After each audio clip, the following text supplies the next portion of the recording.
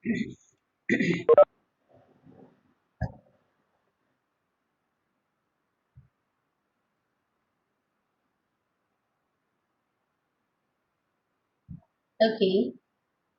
so once again, welcome back to our online class of MEG 3, that is book 7. Okay, and the British novel which we are dealing with in book 7 is a portrait of the artist as a young man.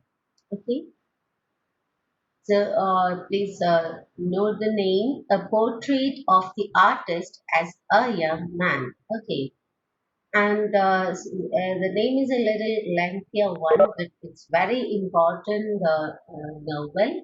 Always the references are coming everywhere on this novel, and in every competitive exams and all, you can hear, you can see the questions which have been asked from this particular novel.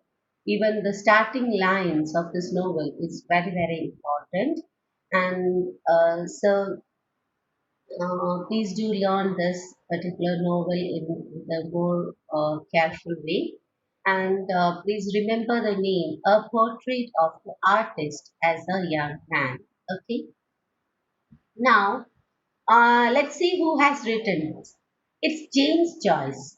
James Joyce is a person who is an Irish. Okay, he is an Irish, and he has written his this particular novel as an autobiographical way. And we can see that this novel actually, it's sometimes we may feel that if you are learning more about James Joyce and then learning this novel, we can feel that see the protagonist is nobody, just James Joyce itself. Anyway, because the growth of James Joyce, his intellectual improvement, his improvements in his thoughts, and what all things and has undergone in his mind, and his change from his thoughts and ethics, everything, egos and everything we can find here. And the same thing is being phrased here through through the character, or the name of the character is Stephen Didalis. Okay, Stephen Didalis. Now we can see that. See, as we are learning more, I told you, as we are learning about our James Joyce, we can find that James Joyce, he has taken birth in Ireland, and he was an Irish writer. And right from his birth, he had he had many obligations from his family, like many family issues, not family relationship issues, but some financial issues were going on in his life. And we can find that he has taken birth in a strict Catholic atmosphere.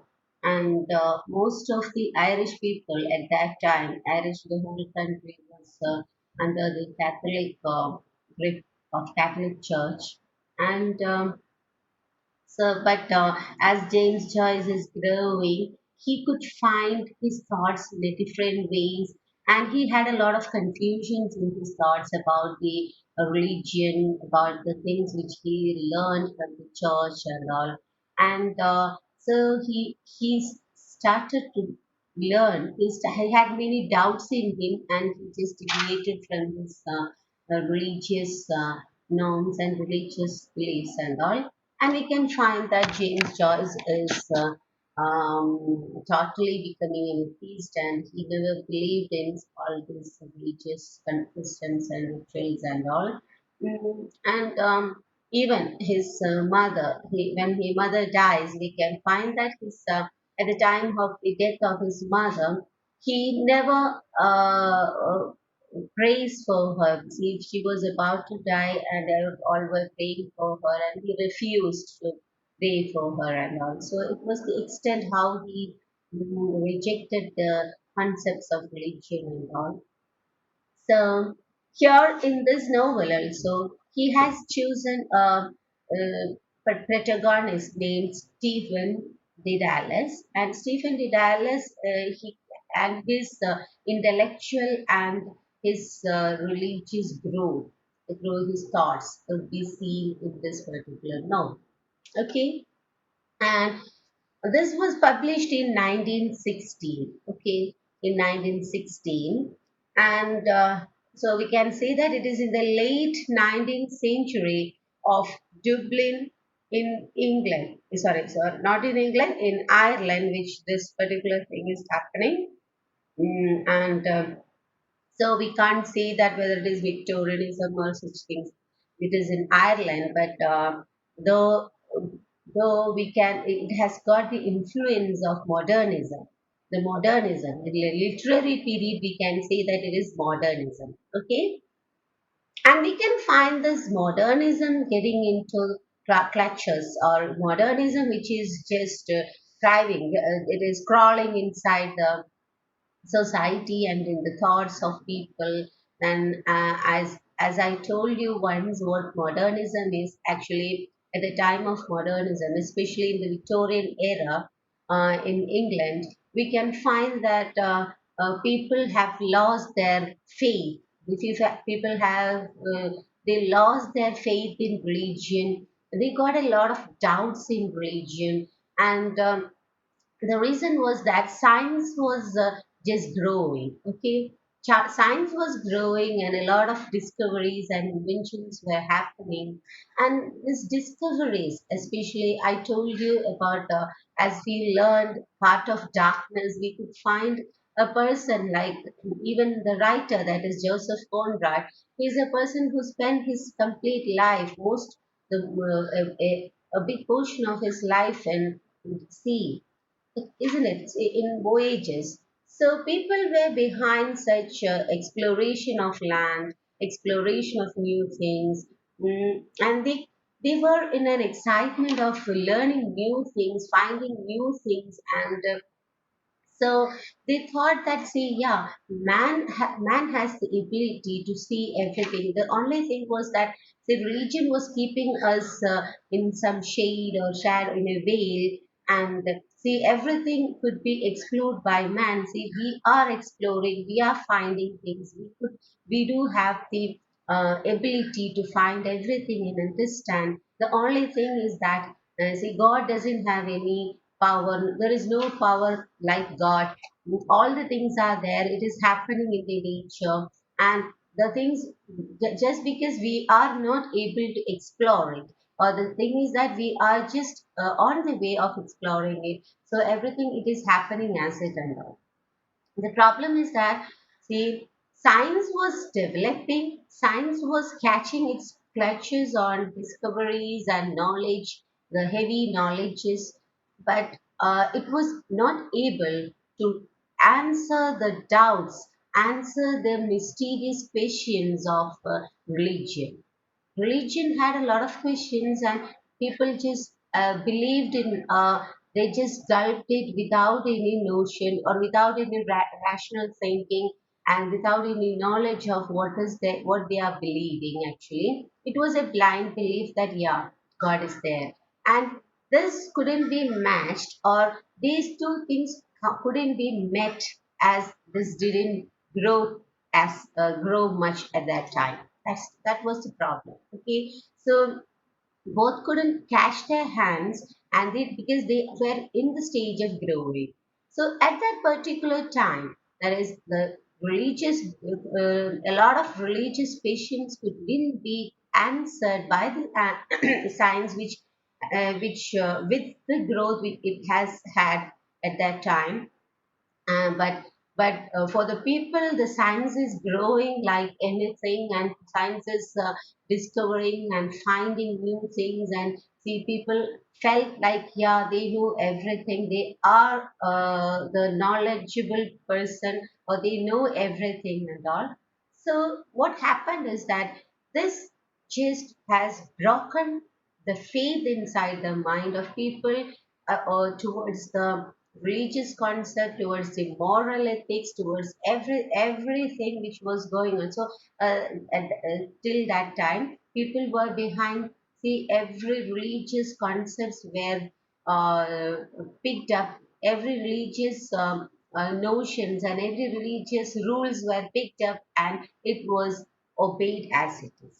And this particular practice of sticking to the rules of religion was found as a superstitious thing and by the people of learned people of that time, because learning was has grown only to that reach only. Okay, so this was a particular time, Victorian era. So now from this era of more Ron era, we can find that yeah, it was an era of darkness and confusion, that people were completely in clashes.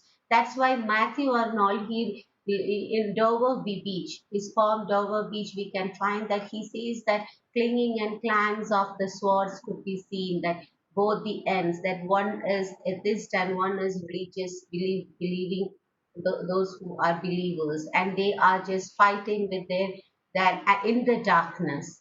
The fight, only the sounds could be heard. The sounds of the swords which are just clanging could be heard. They are in the darkness. They can't find anything, but they are, though they can't find it completely, they are in war. So this was the condition, and at this condition, as people started to learn more, and those who were had a opportunity to learn more from the schools and universities, they were learning through this modernism that yeah, all these are superstitious things. So now when we are coming back to likewise many things, see, if we are checking the modernism, we can find not only religion, people lost faith in everything, most of the things like king, god, everything, even in themselves itself they have lost their belief, and we can see many absurd novels and all. Okay, so I'm not going to that part. Anyway, you may be knowing what is modernism and all. You might have learned it from your degree classes. Anyway, we can find that people have lost many faith in it. So here also in Ireland, see, we know that it is very near to England, and the people in Ireland actually at that time was completely under the belief of Catholic Church. Okay, and as I told you, a type of war, a moral war was going on, and so people had and so people had many confusions in them to believe or not to believe. So such things was such doubts which were see, many questions were arised and it was unanswered. So this unanswering, it was, though it doesn't had an answer, it was equated that yeah, it is wrong. Okay, as human beings couldn't answer with their rational thinking, they feel like it is wrong. So whatever doesn't have an answer, see, whatever things couldn't be answered, those are those are wrong. That was the equation, or that was the attitude of the people. Still now, many people are there who believe that whatever is not couldn't be accommodated for our rational thinking, that is wrong. So our parameters are being considered as the parameter of belief, isn't it? Or the parameter of truth. So whatever our brain could accumulate, that is true. That is the concept of many of the people, even now in this era. So this was the particular situation, and Ireland. As we know, I told you it had a very pious situation in the society, as it was in the clutches of Catholic Church, and people were very pious, very religious, and all.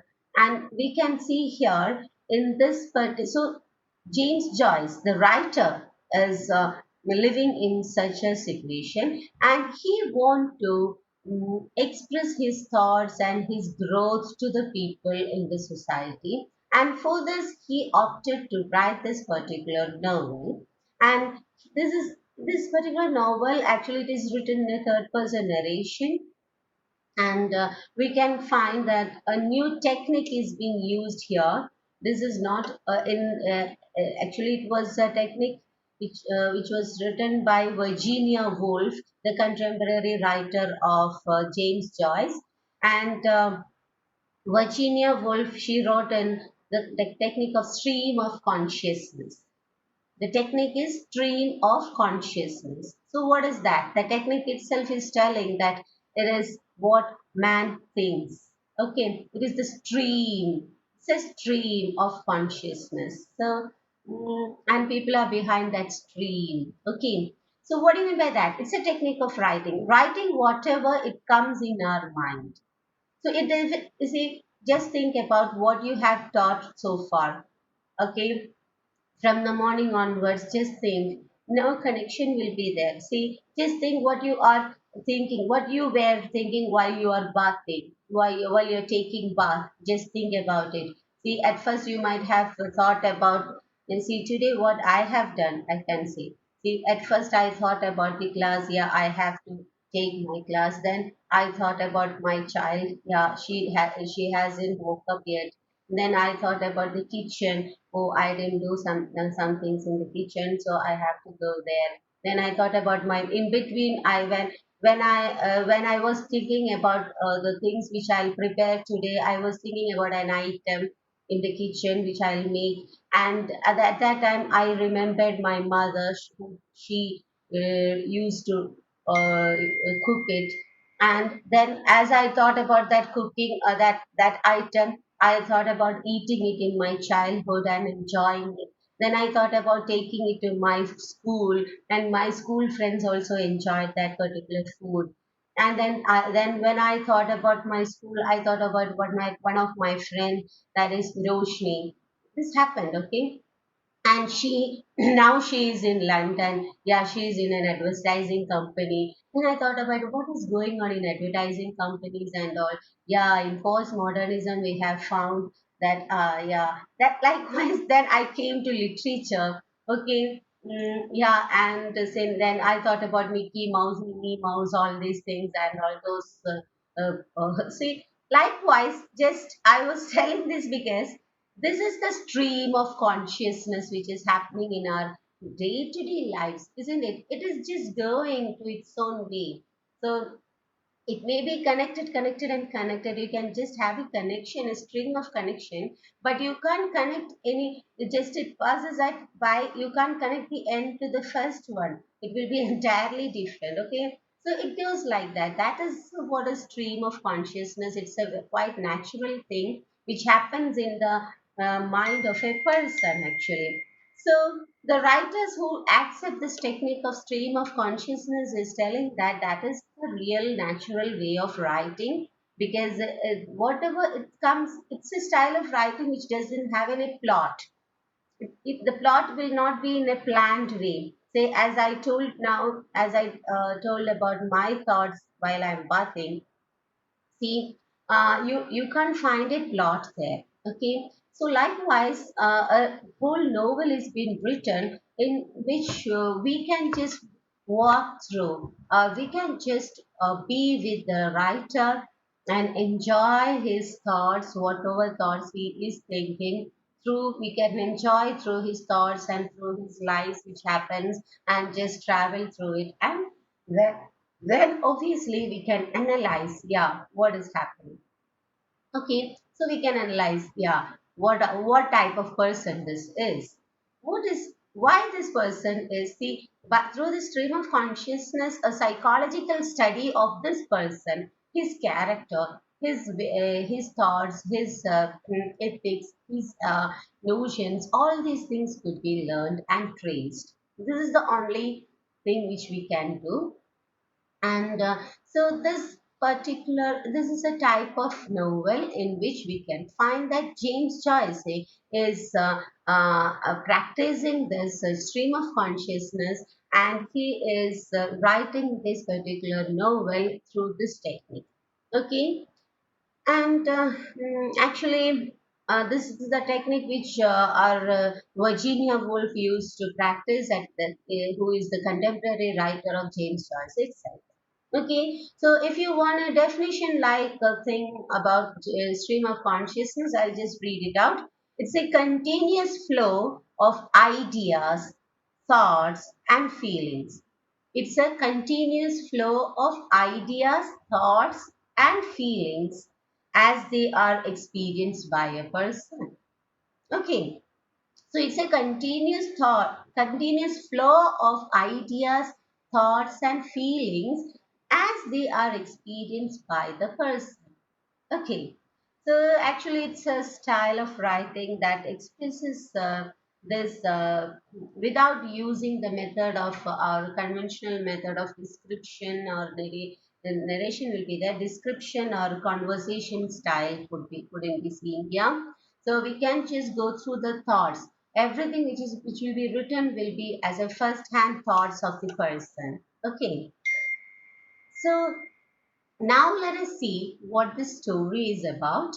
Okay, and here we can see that the central character, that is protagonist, is Stephen Dedalus. Okay, and here, as we talked about buildings, Roman, we can find that the very young age means 6 months, Stephen Dallas, right from that 6 years or 6 months, 6 years, right from that small age, we can trace the mind. See, the 6 years, I think, actually, whatever this guy could recollect and see, he is writing from the very young age, and it is being carried on till his mature age of adulthood. Okay, so we can call it as a buildings roman, but see, we can't find any structure or any plot for this particular novel. It is in a stream of consciousness,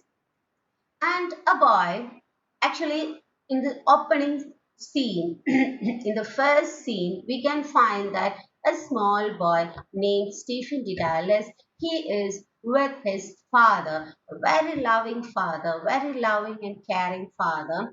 And you see, actually, the Stephen Dedalus is living uh, in a that is in a family which is very much religious in their belief, and his mother, his father, and he has got a governess. Okay, and so all these people are there, and we can find that his father is too nationalist also, and at that time being nationalist was a part of being a religious person, and both were very interlinked. Okay, because the nation was under the control of the Catholic power. So his father was such a pious person, and he was a nice father. And so in the starting, so this is the background. Okay, so there's no description about the background, we can understand all these things. So Stephen Dedalus, a boy, in the starting scene is listening to the story heard by his father, Simon Dedalus. Okay, so his father is opening up a story for him, and he's talking about the that lines of story, that is a moo, about a moo cow, okay, and a taku boy. Okay, so this is being, the lines are given there. It's very important. Just go through it. Okay, and he's just listening to his father's that fairy tale, and Stephen's mother is Mary de Dallas, and he has got a governess called Dandy. These are the people with whom he is living there. So the first scene is all about the very young Stephen listening to his father's fairy tale, which he could hardly understand. Okay, so the thing is that a boy, what is showing here? A boy who, who is being stuffed with some knowledge of a story. Though it is a fairy story, it was not something which could be accommodated to that very little boy's mind. It is being stuffed in him. But anyway, the father is talking a fairy tale, and the guy is listening. Okay, that not guy, that small boy. So this is the first scene. Okay, then in the next scene we can find that Stephen grows a little, and he's been sent to the boarding school, and now he is that is somewhat 6 years. Okay, so as I told the story, but the story it's too young. Okay, so now when he's a little grown up, he was sent to a school that is a boarding school called Clongowes Wood School. Okay, Clongowes Wood School, and it's a boarding school where you can find the Catholic churches being linked with it. And all. Okay, from his school, actually, he felt very homesick and he couldn't accept his new way of life, in which is very lonely for him. And he always longs to go back to his mother and his father and all, and but he had to stay back there. That was a culture actually at that time, and the child has to stay back there. It was too hard for him to get along with that first stage of his life, and it is being told there. Then gradually, then again, when he tried to mingle with the students over there, they started to make fun of him. They started to actually see disturb him in many ways and all. So he was totally disturbed at the first phase. Then eventually he started to mingle with them, and he could become one among them with a very gradual way. So that starting stage was very, it was heavy for that small child. Okay, always he wished to go back to his home, his father, his mother, and so that's the but eventually we can find him as one among them. And one day what happens is that he falls ill. Okay, and he goes to a hospital there, and from the hospital he could learn that he was treated in the hospital, and from the hospital he could learn that a very famous leader of Irish leader called Charles Stewart Parnell is dead. Okay, so this Charles Stewart Parnell is a person who is a person has who led Ireland, and he was the whole hope of Ireland to lead them. Okay, and he is dying. So it's a great political twist which was happening at that time, and he could listen to that, but he don't know what's happening around him. So some serious issue is happening. That's all he knows, and he just happened to listen this guy's death. Okay, and when he goes back in the winter season, in the actually winter vacation comes, and he goes back to home, and from there, as he reaches there, he finds his family is also very seriously, his family members are discussing about this death of this person, and on the topic of this political leader and about Catholic Church and all. Okay, so he could find that, see, just think about our small years, that we used to listen to what our parents are discussing, and we could find that yeah, they are and discussing something serious is happening, and you would just recollect the words or names of the people and incident, but you can't get the core of the issue, isn't it? So that's the stage that which Stephen Dedalus is moving through, and he could understand that something is happening in Ireland, some political issues happening there, and it's quite serious. That's all. Then he went back to school after the vacation, winter vacation, and here's a very astonishing news from there. He's totally agitated by listening to this news that he's grown up a little, and we can find that he's almost to to reach his teenage, but not yet to reach teenage. So that's the stage. Okay, and and he listens that two of his classmates were caught for having sexual relationship with some senior students. So it was something very agitating for him, because he was living in a Catholic family, and he very strict norms, and it's a sin which The sexual relationships and all are sin. And this all these knowledges are there inside the mind of this guy, but he's doubtful and he gets something excited or curious about the thing that why these people are doing so, what pleasure they are getting out of it. Okay, so such a stage of a mixture of stage is coming, and at the side he knows that yeah, it's something bad which is happening there. And it's saying that all the teachers are disliking the whole students of that class, and say they are very indifferent to them. And while this boy that while this was happening, say generally the teachers are disliking these guys, mm, because it's a school which is very much connected to the church of Catholic church and all. So, and what as it was going so, one of the boy he brought the glasses of Stephen de Dallas, and a clash begins there. And what happens is that so the teacher, one of the teacher, punishes him in a very harsh manner. Okay, so this was very much disturbed by our Stephen de Dallas, and he could find that yeah, see why that lady has done, why the teacher is see why she scolded me or why she punished me.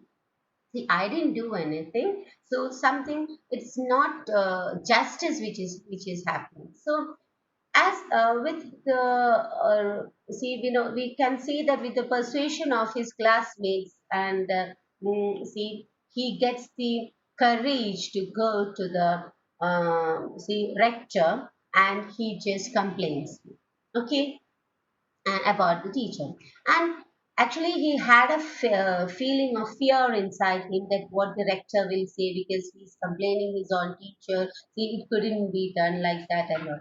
But as the rector could understand, he was a good listener, he was a good guy, he listened to the boy, and he just reacted and supported our Stephen. So it was actually a great encouragement for Stephen de Dallas that yeah, if voice is being raised, he can find a successful end for it. So this was something, a great encouragement in the mind of Stephen, which actually helped him to pick up his see thoughts, and which gave courage for his thoughts, that is, which gave a backup, an energy for his thoughts, that which went with its own way. See, I told you it's modernism could be seen here. See, because the thoughts actually in religion, especially in Catholic way, as it was an orthodox way of religious faith, and in that actually even the tells us how to believe, how to feel, how to think, and also if somebody is thinking, even the thoughts are being evaluated, and the thoughts are being see, we have to check our thoughts, and thoughts are being weighed. Okay, so but now what is happening is that Stephen D. Dallas could get a grip of encouragement because of thinking himself in his own ways and going in his own ways and all. Okay, and meanwhile, what happens is that Stephen's father, in his, so all these things are happening in the boarding school, and in his home, very serious issues are going on because his father was facing financial issues, and his family was completely, it was almost drowning in debts, and they find it very difficult to stay back there anymore in the Ireland. Okay, so in that summer vacation, actually he didn't go to his father or family there, and he went to his uncle Charles. Okay, he was very close companion for him, and he spent that summer vacation with his uncle Charles. And uncle Charles, every day daily, he took him for a walk outside daily through the streets, and they wandered through the streets, and he had a great experience with that uncle. And he could enjoy that freedom of wandering. Okay, they wandered everywhere through the streets without any aim, and they just enjoyed that wandering. Okay, so such a culture of wandering and straying, this culture or this notion is being got from this Uncle Charles to this guy. Okay, so now so we all these things are has got good enough to know good enough stuffs are here which you have to understand uh, so that you could write in your essays. Okay, so this is through his Uncle Charles. He gets that enjoyment of freedom of straying and wandering outside without any particular string which is being caught by him, or without any particular what do you say, what do you can say, any guidance or any see strict rules or regulations. So he enjoyed that part of life away when he was away from his family. In his family, he has got a lot of do's and do nots, and he has to stick to many rules of religion and moral values and all. But once when he had an experience with this Charles uncle, he could enjoy that wandering and straying and that freedom of see whatever we are doing. Okay, so that freedom of thought and doing it was enjoyed by him.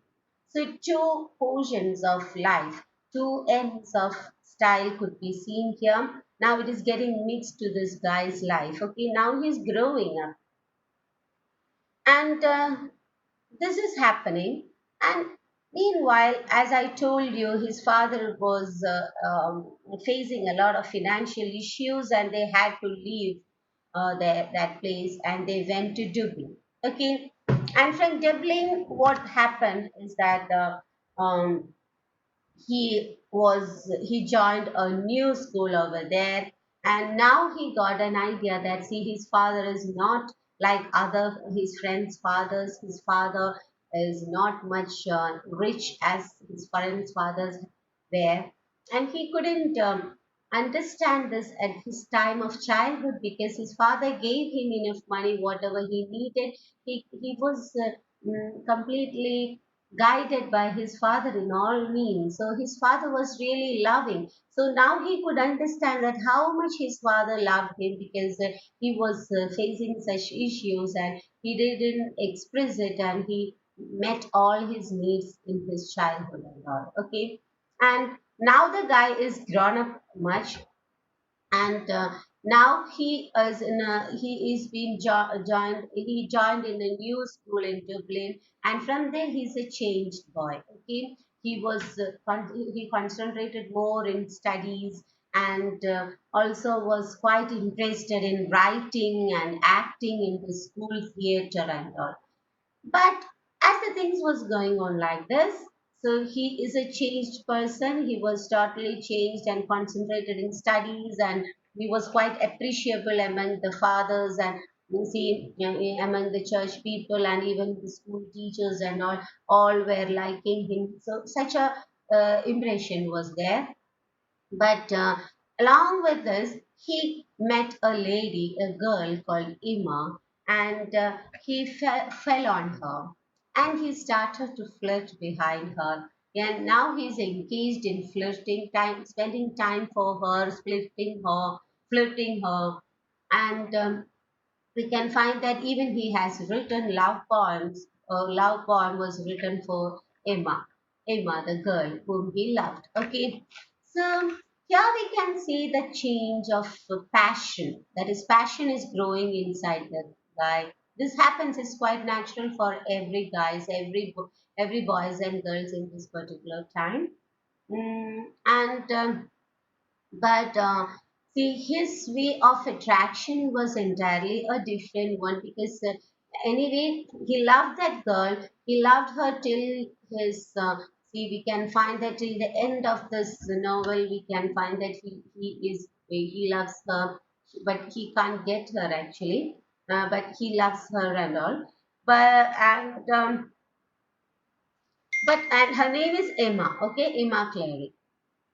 But we can find that as after a while, so this is happening. Then after a while, he went to a trip to his hometown with his father. Okay, now they are in Dublin, the place to where they have just shifted from Ireland, isn't it? Now they are going back to his hometown with his father. And now that he is in Ireland, but he is not the old innocent boy from where at that stage, that is that innocent boy, that stage which he has left from the old Ireland. Now he's a grown up one, okay, with lots of, see, I told you the love towards Emma. It was not just only a love like a passionate love from his heart, but he had a lot of sexual desires in him. Whenever he finds somebody, some girls or something like that, he had some sexual desire and attraction towards the body shapes and bodily parts, and such feelings were there in him. So it was a little more in him, and he had such a concentration of, or we can say that whenever he concentrated on such things whenever he finds some opposite sex lady, that is some ladies, okay. The reason may be traced back to the incident of the school, that we know that very from his very young age, some students are were caught in sexual relationship and all. So that curiosity to know that what is actually it, how this could be enjoyed and all, such things are there in that, such notions are being stuck in him, and we can find that he has a lot of sexual desires in him. And let us see what is happening. So now he's in Ireland, okay. Then, as told earlier, from Dublin School, he had a serious studies, and thus he was a very good scholar over there, and he got a achievement. Okay, he got a great achievement of an award of excellency in studies with a lot of money. Okay, so this money which he got a good money with him, and he spent all this money on his friends and family. Okay, and as he found that the some every money, the whole money has been exhausted. See, it has been spent completely. See, he spent it all on his friends, and also surely his family was in need of the money and all.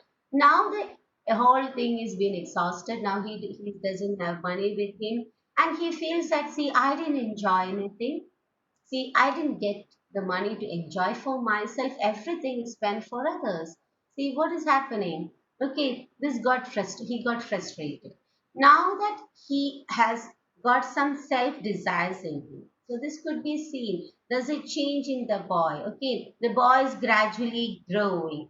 See, normally we see that if we are tracing a growth, we'll see that, yeah, that guy is growing, that his height is growing, yeah, he's growing by his height or not, and he has got beard and he has got some mustache and all. But here the trace is being done through the character of the boy, or through the inner mind and psychological behavioral changes of a boy is being traced here. Okay, and don't forget that this is an autobiographical, more autobiographical, and we can find that we may argue that this was the change which happened for James Joyce itself. Okay, and so now that he feels that, see, he didn't enjoy anything, he had a lot of money in his hands, and now it's exhausted and spending on others. Okay, so all this feeling for others and everything are moral values, isn't it, for moral social needs.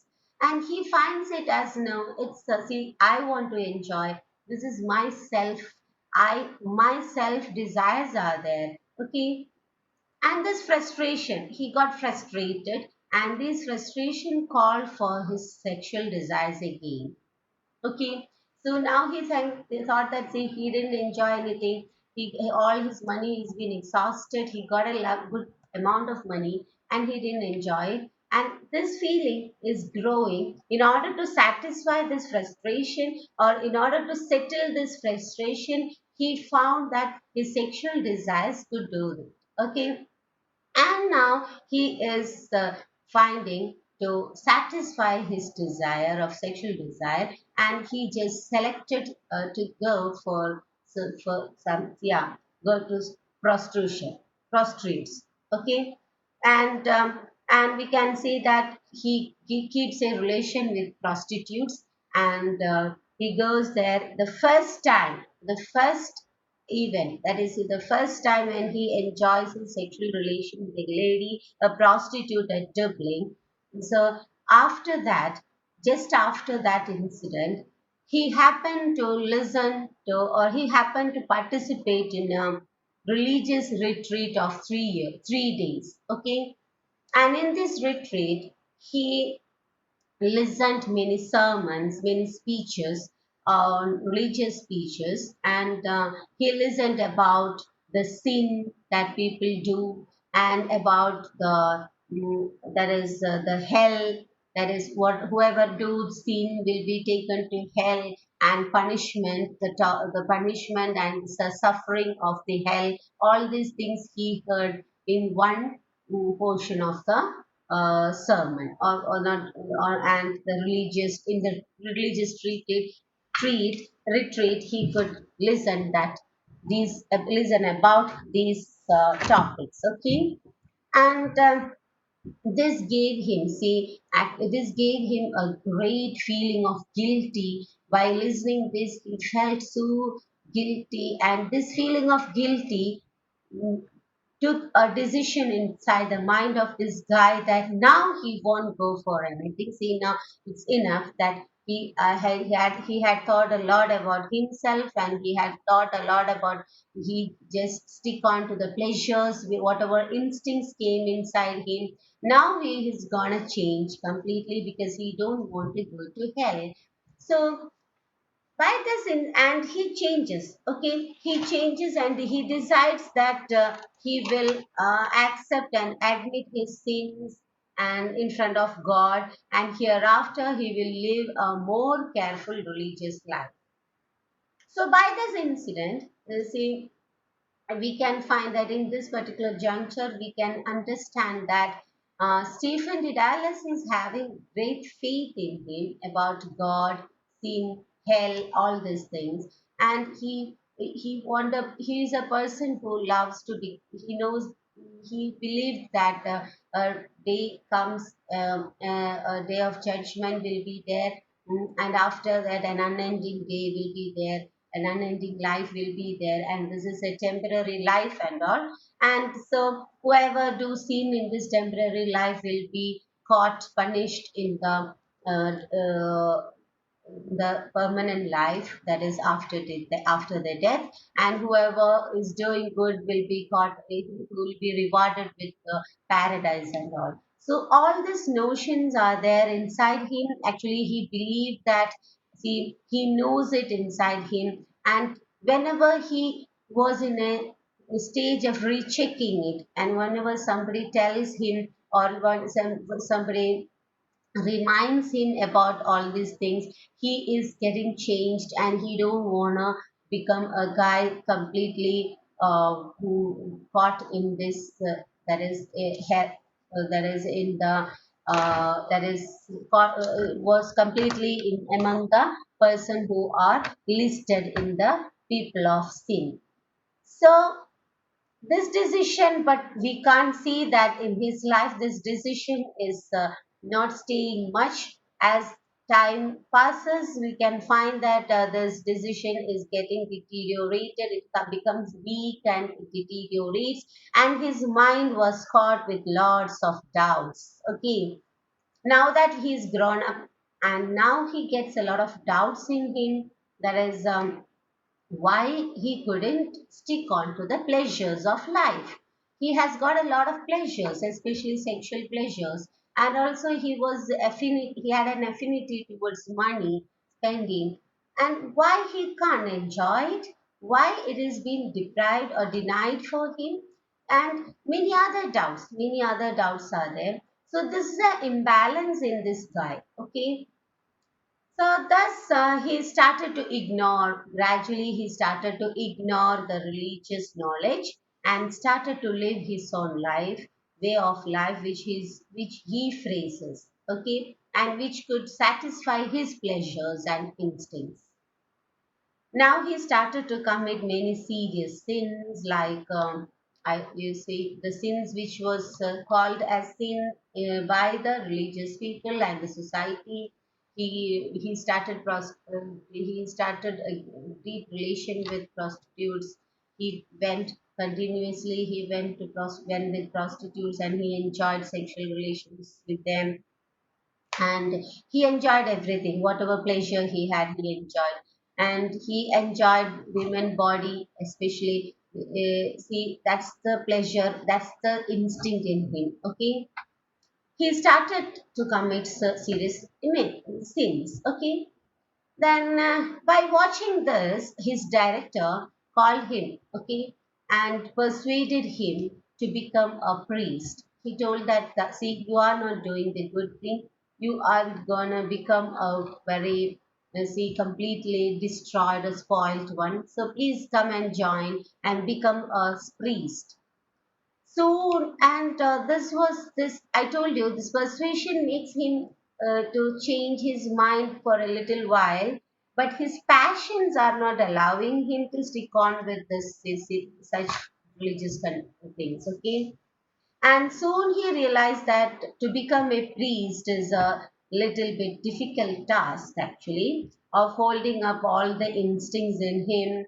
And it would be quite boring for him. He can't enjoy his life to its fullest means. Okay. So it has got a lot of restrictions. So he has to keep hold of many things which come, many enjoyment or many instincts which comes in him, desires, everything should be caught hold of. Okay, so he just thinks that no, it is not the right way for me. And now he's grown up. Okay, grown up to an adulthood, and now he applied adulthood means he's an adult. His teenage has been finished, and in his teenage he enjoys much. He had all the pleasures. Okay, and as he grown up now, he is that after this teenage stage, that is in adulthood, and here we can find that he opt not to become a priest, and he finds it as a tedious one for him because he can't enjoy his instincts and all. So he just opted to apply for admission in the University of Dublin. So he just opted to learn more. Okay, and one day, as he was in his way of wandering through a seashore. Okay, he was wandering through the seashore. He could find that see, he was in lost in his thoughts. Actually, okay, he was thinking more and more, and he thought about his life. What all things happened in my life, and in spite of all this, he wanna become a writer. It is at that particular time that he feels that, yeah, see, all these things happened in my life, many things. See, a great clash between many thoughts, many opposite thoughts, like see, the society, the family, the religion, the nation. All this called him up for becoming a totally religious and morally stuck person. But his own instincts, his own self instincts and pleasures, these things couldn't made him to stick with it much, and he didn't want to be so. And so all these things happened. So he was just introspecting about his own life while he was in a seashore, and he thought that, yeah, with all these thoughts, with all these things, I'll just consolidate these things and become a writer. To become a writer will be good enough to express my own thoughts to others. Okay, and as he was thinking so, he sees a girl in the seashore, and he He got a great inspiration when he saw that girl standing on the water and feels an overcome joy. See, overwhelmed joy inside him. And actually, that was a growth. See, we can't say that this particular incident couldn't be compared to his sexual desires, because here the lady, the girl whom he is seeing, is a symbol of pure emotions in him, for decisions in him, that yeah, I'm gonna become a writer. It was an inspiration. That figure of girl was a symbol of inspiration inside him and his thoughts. Okay, and he just decided to become a writer from there. And in the next scene, so that's a scene, and in the next scene we can find that he is in the University Dublin, and where he is a serious, admirable, and well respected student. Okay, and he eventually, see, we can find that he is very serious in his studies. See, this happens every time whenever he goes to a new school. He will be serious enough there, then gradually he will just deteriorate all his character. And he is a character very flexible in him. We can find that gradually he'll be at first he'll be sticking to all the rules and regulations. See, actually, studies means it is an educational institution which has got some rules and regulations over there. So they have to stick with that rules and regulations. To be a good scholar means you have to leave many of your desires. See, if you want sometimes when you are in a class, you feel like, yeah, I'm boring and I should go from here. See, I feel like going outside and wandering through the campus. See, I feel like loitering with my friends, or I feel like going home and sleeping, or I feel like having something from the canteen, or I feel like having a chocolate. Likewise, many thoughts may come. Okay, but a student can't go for that every time whenever he feels. He can't go behind all his thoughts and feelings every time, because he can't achieve anything. So there are some rules. If it's a society, there are many rules. So in the first stage, we can find that he is sticking to all his rules and he'll be a good scholar and student over there. And we can find that he's very intelligent, and because he was awarded for his scholarly, that is that is his studious practices which he has done, and his achievements in his studies and all, we have found it, isn't it? And from here also, in the University of Dublin, at first he was a very studious person, a very well respectable scholar over there. But eventually he started to bunk classes and wanted and loitered with his friends and say classmate and all, and he was always outside the class. Okay, so this was fun. So it was deviated again. So he's a person who is being carried on by his own instincts, and we can find that he has been carried away with along with his desires, whatever desire comes in him.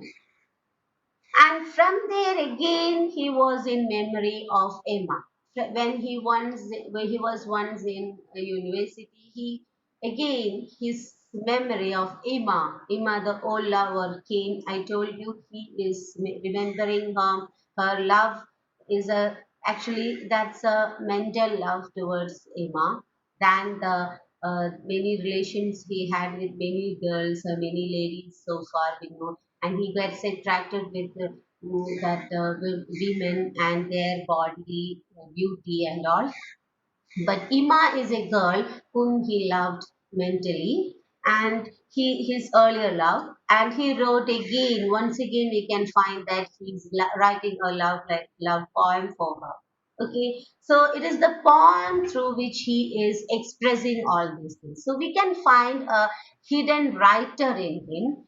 There's a hidden writer. So all his emotions. See, so far we have seen that two times he has written poem about Emma.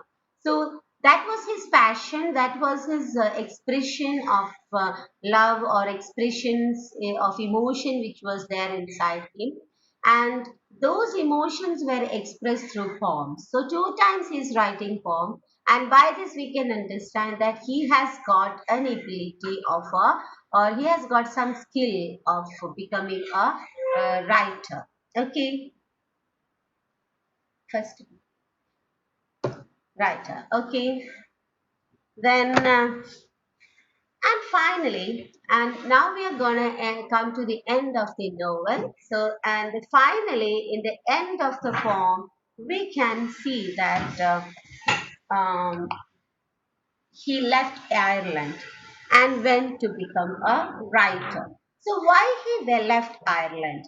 Because we know that it is in the Ireland that he has got a lot of needs, and he has got a lot of connections like his family, his nation, nationality. See, Ireland is a place where nationality is being boomed up, and again church, the knit with the church. So all he felt that all these myths are making inhibiting him to become a good expressionist or to become a good see what do I say, a good writer. He want to become a writer. He want to become, he realizes the artist inside him, and he gets pleasure in writing. He gets pleasure in expressing himself.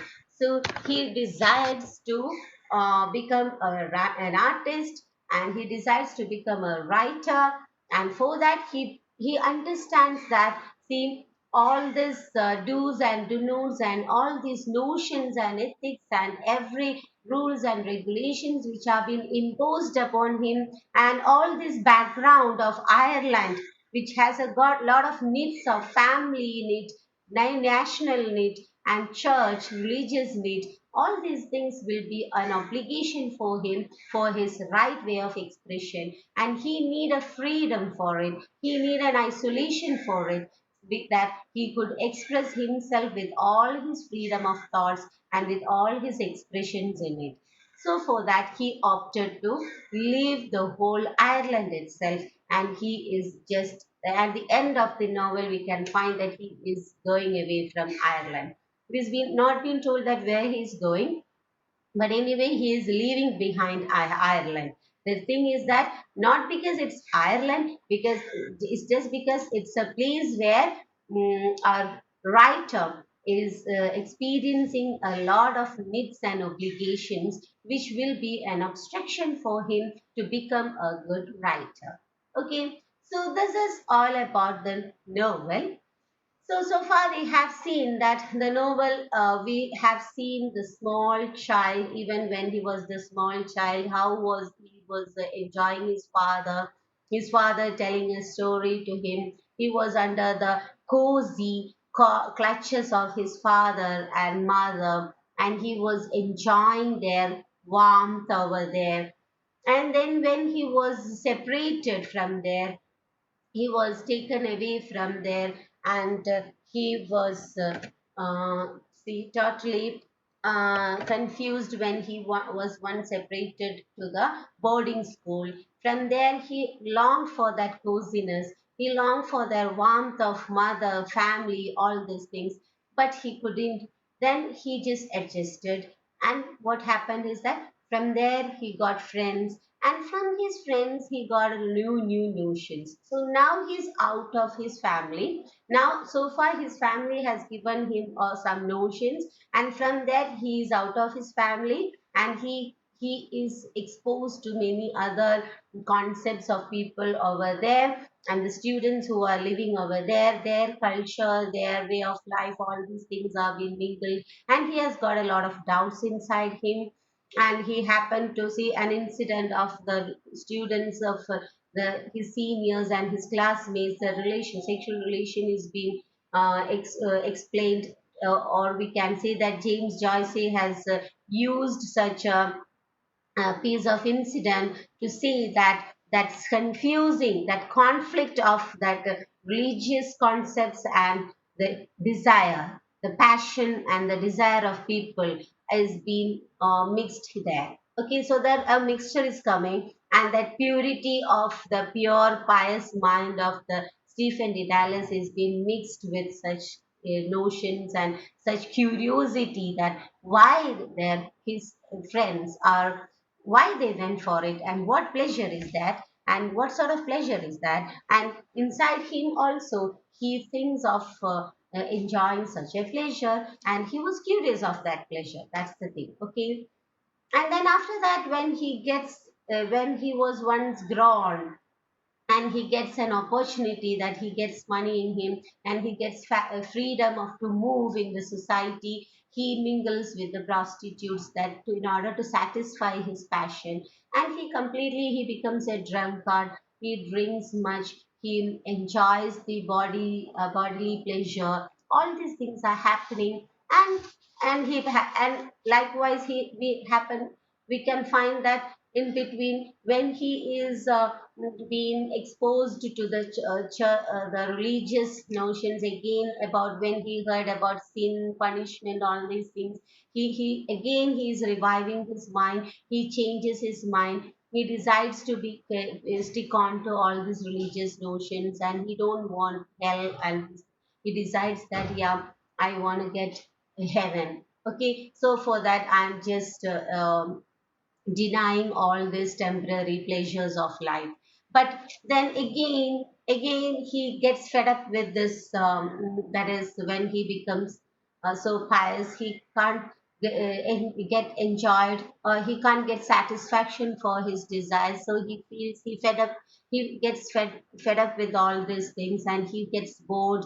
And again he's that strength of his decision is deteriorating, and again he is ignoring all those notions, and he is again behind his pleasures. And likewise, we can find, say, it's quite natural actually, we can find a growing stage, all this very in a very we see actually we can see that James Joyce has done a loyal towards all these things, because he has told everything in a very true manner. It may happen, and it happens to all, every youngsters, every boys and girls who has grown or who has undergone these stages. If they are recollecting their inner conflicts, they can understand that how far they had a conflict at that time, whenever they were seeing somebody whom they get attracted or fascinated, and how far they are confused to choose which one and that one, and a type of passion, a fired passion comes inside them, a lot of tension comes inside them, and how they are getting away from studies at that time, how they are completely losing with or getting lost in their thoughts at that time, the thoughts of their opposite sex at a particular stage of growth. And then as we grow more and more, we can find that those were just that timely pleasures, and then as it was grown, and see, now the Stephen Didalis is not getting married, or is not getting settled. It is still then. It is being told that that's adulthood is being found here, and it's still adulthood which is being told there. So all these things seem the changes which are happening inside a man, human beings. And nowadays, we know that as science and medicine has grown a lot, we know that these are the things which are happening because of the hormonal changes which comes in a body of a person when he grows up, and the hormones are making him the instincts and desires in him, and it's the that's the hormonal changes and imbalance which comes while we are growing, and as we becomes matured it will get settled. But and at that's the stage of that growth and the changes of hormones and all. But at that time, as I told you, see, mm, all these answers were not there, so people could feel these things actually when they are thinking about the desires, and when they think that, see, all these things are inside me, see how I can satisfy this, see these are truth actually, why couldn't I go behind this. So such doubts and confusions are going, is quite natural in that particular stage of social stage. Okay, so here we can find that our Stephen Dedalus, or we can say that this is completely about our James Joyce. So he wanna flew from, now we can see that he is fleeing from the society. He's getting away from the society from where he find it an obligation to express himself. So um, that so here comes the relevance of the name of the character, that is Stephen Dedalus. Okay, Stephen Dedalus, actually the Dedalus is not an Irish name. Dedalus is a mythical name which has been opted by our James Joyce. And Dedalus means it's a Greek mythology character, and we can find a myth inside this. That is, that was a character in which the myth is being hidden. Daedalus, he builds a labyrinth for on the request of a king, and the Daedalus is he's an architect, he's an artisan, and he builds a very beautiful labyrinth for the king. And after that, the king becomes very annoyed with him, and he punishes him, and he imprisons this Daedalus inside the labyrinth itself, and along with him his small son Icarus is also being imprisoned. And actually Daedalus want to get away from this, he want a freedom from this imprisoned situation, and for that what he do is that he creates a wax wing, and for him and for his small child Icarus, and they both flew with that wax wing. So he is creating, okay, he is making himself a wax wing from the, in order to get away from this imprisoned stage, and he is flowing up. Okay, and what happens is that Icarus and Daedalus both are flowing up, and as they fly up, what happened? The Icarus is going to up, and despite of the warning of his father, he goes close to the sun, and his wax, it melts, and he just fell down into the sea. Okay, Icarus, the sun. But Daedalus, he was more careful while he was flying, and he gets away from the sun and everything, and he keeps up his wing, and he just flew away and escapes. Okay, so here this story of Daedalus is very close to the situation of Stephen. We can find that Stephen is being imprisoned. Actually, he feels like he's been imprisoned inside the that is inside the society of Ireland, and the Ireland society, that we can find that family, society, nation, all these things are imprisoned him out of all these desires and all. So he also want to flow away from all these needs, all these obligations, and all these obstructions of his life. And so he is creating a wax like reason, that is to become a, and he is flowing away, that is the, that wax like wings are his courage, his decision to become an artist as a young man. And he is flowing up very carefully like Daedalus, and he is going to become a artist and become successful in his life. So this is all about the story actually. Now let us see the theme. Okay, so we have seen the story. Um, that now let's see what's the theme about. Okay, so many themes you can find here, and it's quite important. We'll be discussing 6 themes here. As I told you, see, this is a psychological study of a character, and as in Heart of Darkness, we have seen that that is also not having any plot or a particular story, but it is a character-based novel. Likewise, here also we can find that it is also character based, and we are actually the psychological development of a person is being explained here.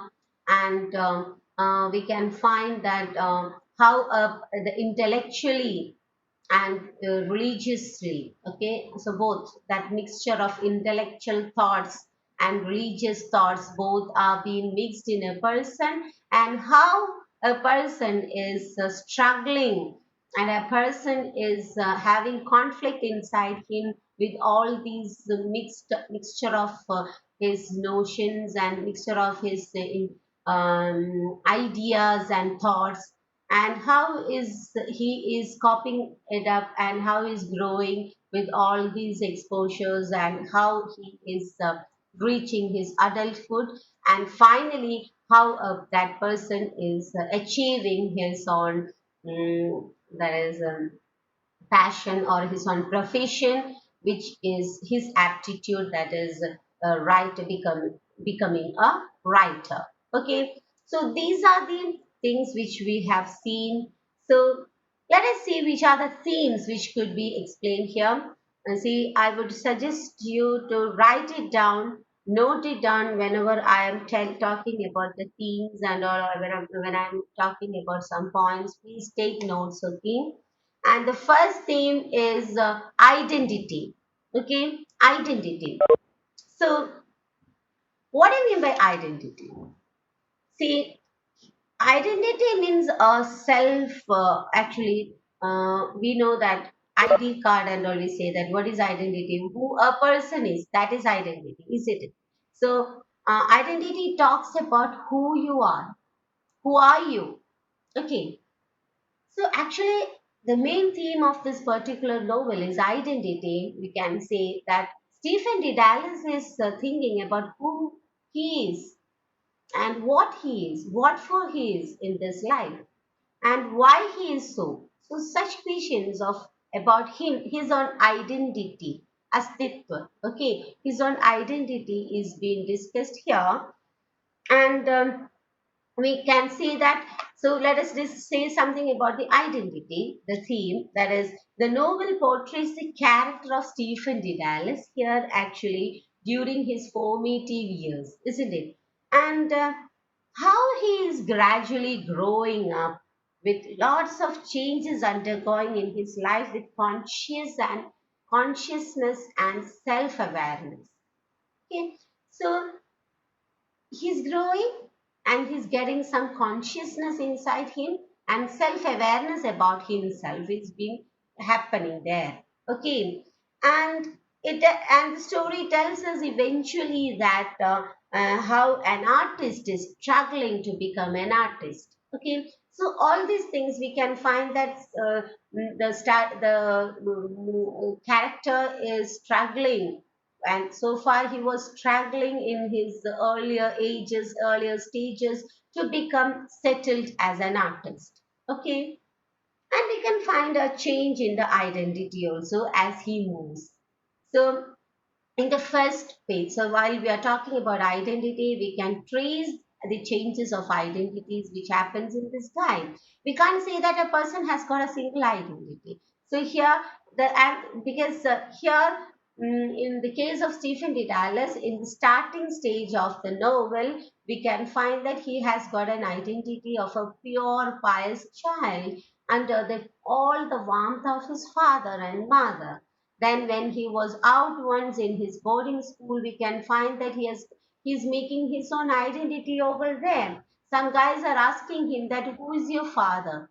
Okay, so he can answer it actually. See, he didn't think about it. Who he is? Who are you? If somebody asks, who are you? He can't answer it. Okay, and then gradually he could understand that there's something called identity, and he makes his own identity by meeting with those children. So as he couldn't catch the identity of himself at that particular stage, at that particular school, he was alone, he was lonely, and he had a homesickness over there. Then gradually he could find one among them, and he could find his own identity there. Then gradually he grows up, when he finds that he is a person with all his sexual desires and expressions, and he finds his identity of such change. Now, so far he had an identity of a Catholic believer. Then his Catholic believing identity is being changed to a another person of free thoughts and self-awareness and freedom in expression and all. Okay, so that's the change of identity we can find in the boy called Stephen D. Dallas. Then see, then we can see that by seeking this identity, he breaks up all the social identities and see all the social identities which he had earlier. He is breaking up it because he has found a new thing, new identity of his own in which he is more comfortable. So he want to be comfortable. That's the thing, and he becomes more comfortable in and free, feels free when he is in that identity than the earlier identity. So he gets himself free from all these restrictions to form a self-mode identity, okay, a self identity. Okay, so we can find and live a life of freedom. So this is the change of identity which we can find in the case of Stephen D. Dallas. And James Joyce is portraying the character as a, see, actually we can find that he is portraying a particular character of modernist idea. As I told you, at the time of modernism, that is the after modernism, we can see that postmodernism is coming, and all these things are coming. So you can trace it out in your theory classes, criticism classes. You can find the more about. You can learn more about these theories of modernism, postmodernism, and all. Anyway. It's quite see, it's very important thing which you have to learn. Okay, and then only say actually this literary criticism should be learned first, and then only all these theories should be learned first, and it's after that you have to learn these novels, and also that you'll get a good understanding about the novels. Anyway, so here we can see that James Joyce is actually bringing up a person with of modernism. Okay, and here we can see that a modernist thought, that is getting away from the belief of religion, and he is sticking on to his own thoughts, and he is lulling his own passions and desires, and he feels comfortable in that. So, and he's opting that comfort and living of freedom, all this freedom of expression, all these things are coming under modernism, and we can find that. So we can see that James Joyce is portraying the character as a modernist by criticizing the Irish society. Okay, so he's criticizing the Irish society here for forcing the people to to get conformed to the type which society is imposing upon them, and giving them the freedom for new creation of independent choices. Okay, so this is what James Joyce is doing. And we can find that obviously we can find that yeah, Stephen D. Dallas is opting his on a choice, independent choice, and he does whatever his pleasures are asking him to do. He is a person as he's a instinct oriented person. We can find he has got no control over his instincts. He is a pleasure living person. So we can find Stephen as a modernist character, striving to have a self-made identity. Okay, so this is the modernist view. Don't forget it. See, people are confused about all the social needs and social notions, especially religion. They have got a lot of thoughts and a lot of doubts over this, and they find that as many things are unanswered, they ignored it, and they found their own self identity, and they were carried away by their own thoughts and their own intelligence and their own parameters of thoughts, and they created their own world in their parameter of their thoughts, their logical reach. Okay, so this is the modernism. Now let us see, this is all about the theme identity, but along with this, let me just mention the epilogue of this particular novel. And we can find that through these lines, see, I'm going to read a line from the novel, which is the end of the novel.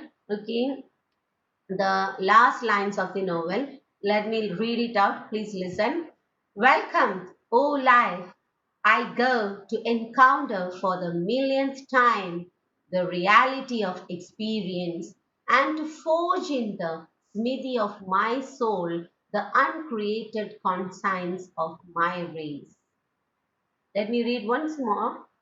Welcome, oh life. He's welcoming life. Okay, which type of life? I go to encounter for the millionth time the reality of experience. So he's telling that he has encountered many times the reality of experience and to forge in the smithy of my soul the uncreated conscience of my race. Okay, so we can say that this tells us as a person to become an artist. He's ready to become an artist here in the end, and he has decided to express himself, which is not so.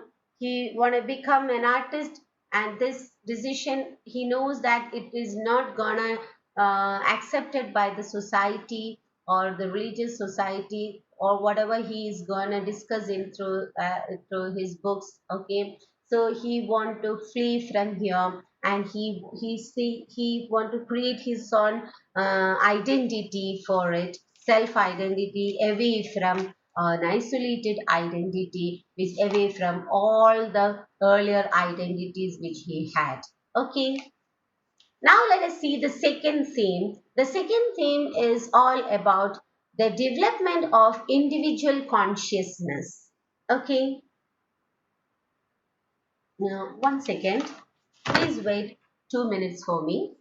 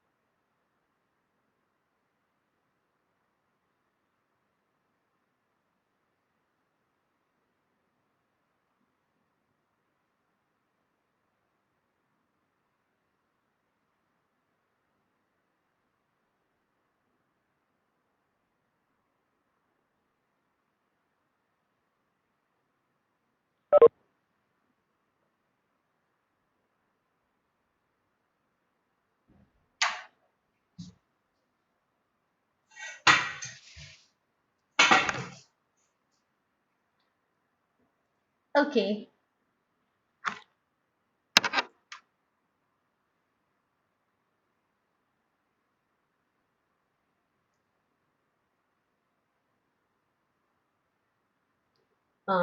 Sorry for the interruption. I'm really sorry, guys. Okay. So we were discussing the themes, isn't it? So the first thing we have completed, that is the identity. Yeah.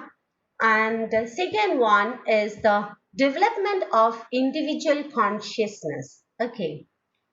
So this theme is being actually, the theme is the development of individual consciousness. So here we can see that individually a person is developing a consciousness inside him. Surely it's a theme which is to be discussed and kept in the second position. And this theme is being expressed by very successfully by James Joyce with the technique of stream of consciousness. So this development of individual consciousness, that is consciousness, is being discussed here, and its development could only be done by this technique of stream of consciousness. And so the best manner to reach this consciousness to the reader is only through stream of consciousness, because we are getting, see, as a one, if you once read this, you will get that idea of what a stream of consciousness is and how far it is giving us, letting us give know that mm, what is happening inside the mind of a person, because we are traveling through his consciousness.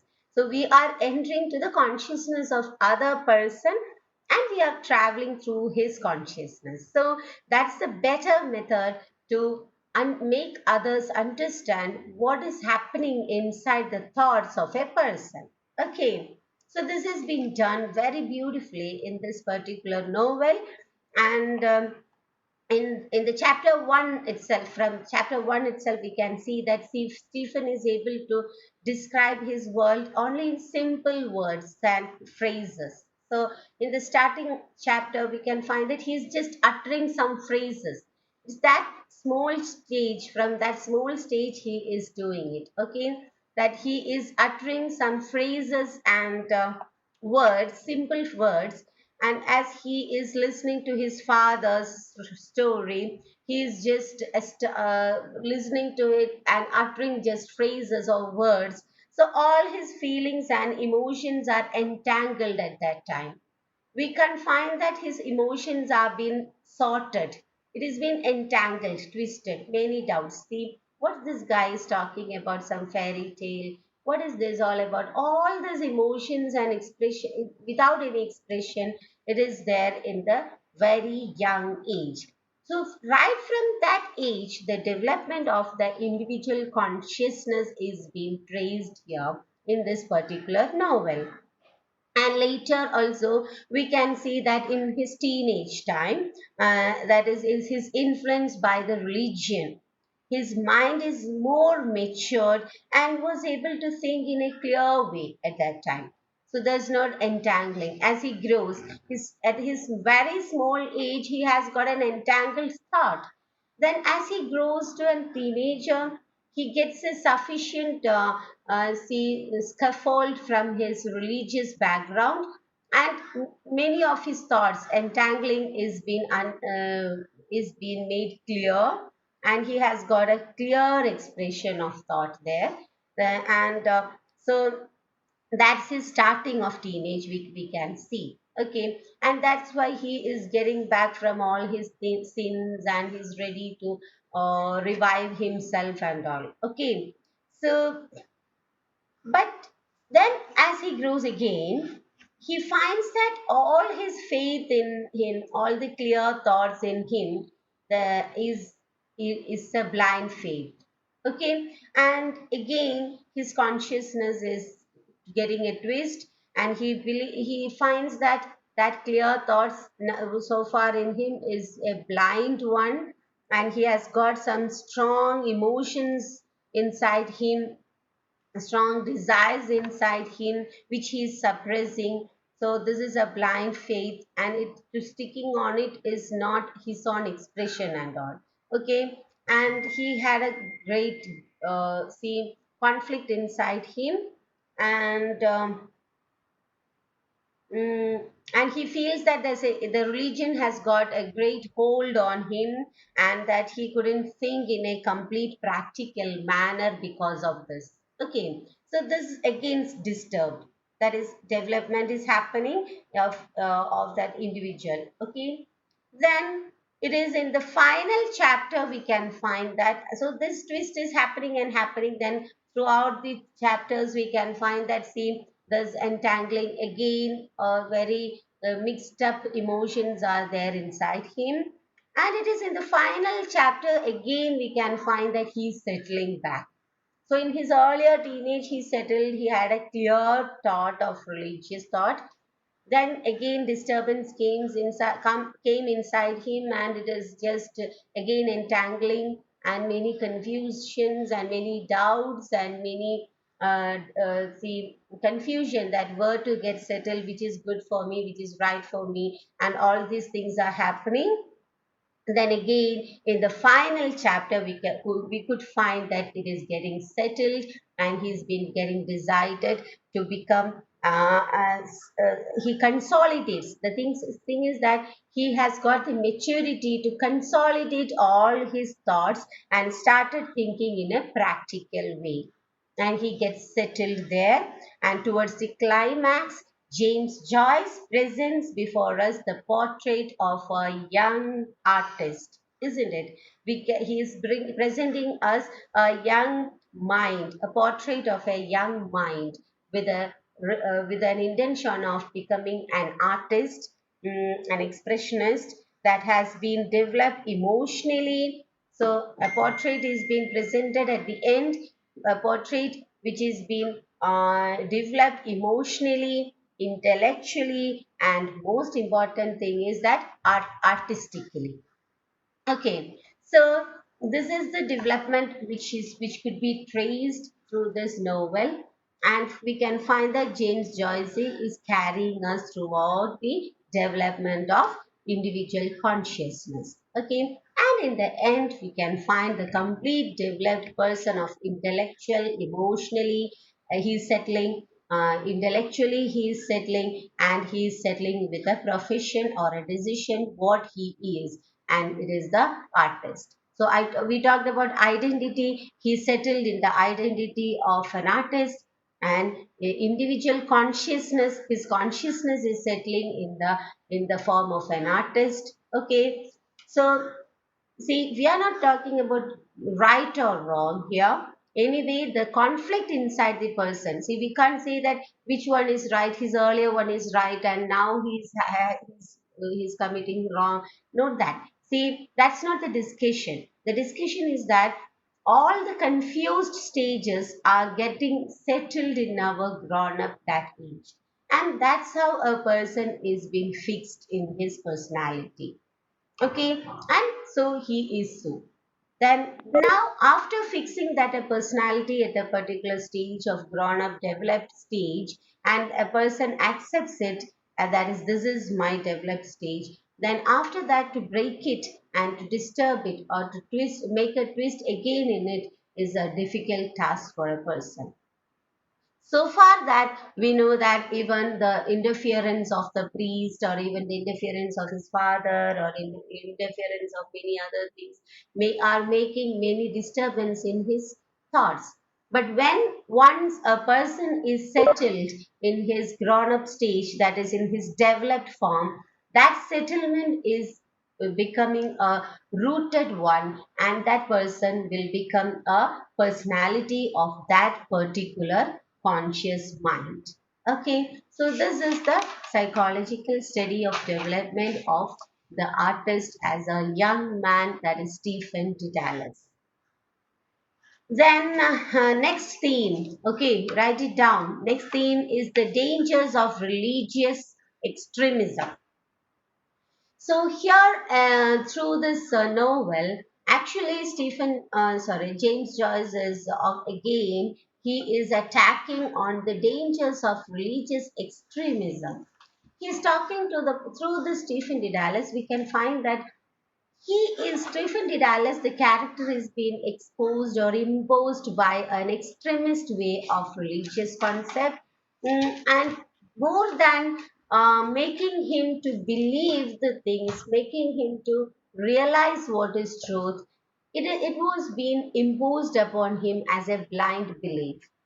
And it was an extreme thought, that is, many extremities were there which was imposed upon him, and these extremities made the person, the boy Stephen Dedalus to think that, see, he is not getting any space to get developed. He is not getting space there to get developed. Okay, he is not getting a space to express himself. He is not getting a space of expression of being a free man, of an easiness. He can't enjoy an easiness of life because he is being exposed to a strict and more extremist religious concept. So that is danger, actually. And this extremism is taking this particular person to a stage where he is exposed to many more much sins. Actually, these extremist religious concepts are being imposed because they don't want this guy to make commit a serious sin. So it was, so if suppose it was not so extremism, he might have done small sins only. Okay, and it could be corrected and revived as he becomes a stable man. But this extremism make him feel that he's not getting enough space, he's not getting enough room, there's no room for expression for him. See, he is being completely suppressed as a person, and he is being completely obsessed or suppressed by from all his expressions of thoughts and feelings, and his freedom of thought is being caught there. So this particular extremist imposing is making, actually it is just paving way for serious sins and see very serious dangerous steps could be taken by that person. Okay, so this is another theme which our James Joyce is discussing here, as we know that as he was brought up in a, as Stephen Dedalus was brought up in a religious Catholic family and initially had a blind faith, actually, which led him to opposite extremes, isn't it? And one is religious, so this particular extremism gave a conflict of two opposite poles, that is, one is religion, another one is his pleasures. So he had to opt it. There's an option inside him which was gave by this extremism. Okay, so always he had a leniation towards his pleasures because it gave him comfortness, it gave him his own expression, it gave him his own easiness of life. Now, so that he realizes that the extremism in religion and extremism in pleasure both are dangerous for him. As he grows, he understands that extremism is dangerous for him, and the figure of the girl, when it comes, when he was in thought, got lost in the thoughts, when he was in a seashore, he finds a figure of a girl, and that gives him inspiration, that inspiration and motivation as as a symbol of good, pure goodness, and for living a life of his song. Okay, and he's getting settled. That picture of a girl is giving him inspiration to go towards his own self decision, making his own self decision, and he gets goodness, he finds goodness in that particular notion, and he's getting settled in that. Okay, so this is the danger of religious extremism. Such a theme is also being expressed by James Joyce through this particular novel. Then the fourth one, we can see that entrapment and constraint. Entrapment and constraint. Entrapment means getting trapped. Okay. So here we can find that obviously the guy, when he started to feel some pleasures inside him, he feels himself trapped, isn't it? He was trapped inside a social, that religious and national and relational relations. All these things are becoming a trap for him. He was imprisoned. That's why we talked about Daedalus. The myth is being compared here, that the Daedalus was imprisoned at that time, and he needed to flew away from all his imprisoned, that is all his, and that what to say, his, yeah, see, limitations of freedom, isn't it? So as one is being imprisoned, one feels a lot of limitations in his freedom.